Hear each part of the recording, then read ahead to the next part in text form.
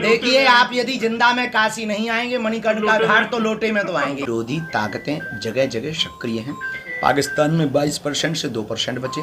बांग्लादेश में जिस प्रकार से हिंदुओं पर घात किया गया, हिंदुओं का नरसंहार किया गया, उनके ऊपर अत्याचार किया गया, पूरे वर्ल्ड में जहाँ जहाँ हिंदू हैं उनके अपोजिट में विरोधी ताकतें सक्रिय हैं, लगातार हिंदुओं को घटाना चाह रही हैं। लेकिन वर्तमान में साधु संत, देश के लिए सोचने वाले, हिंदुत्व के लिए सोचने वाले लोग प्रखरता के साथ आगे आ रहे हैं।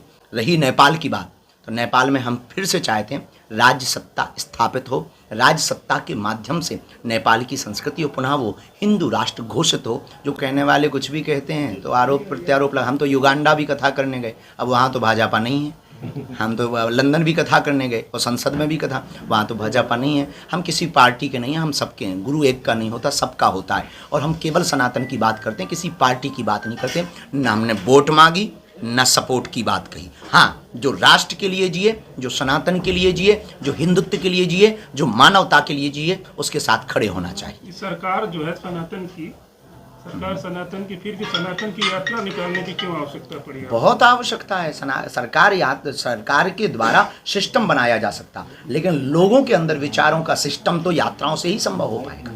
लेकिन ये कैसे संभव हो पाएगा जब संतों में ही एकता नहीं है? धीरे धीरे आएगी। इसके लिए विचार क्रांति की आवश्यकता है और संतों में भी एकता है, बाह्य रूप से जरूर दिखाई पड़ रहा है। आचार्य जी महाराज ने अभी जो बोला तो उससे लेकर कहाँ तक सहमत हैं?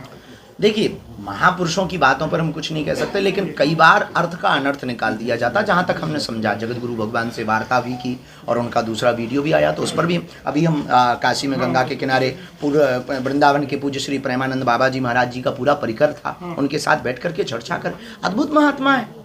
हम काशी विश्वनाथ जी में आज जल चढ़ाया, अभिषेक किया और हमने प्रार्थना की भारत हिंदू राष्ट्र घोषित हो।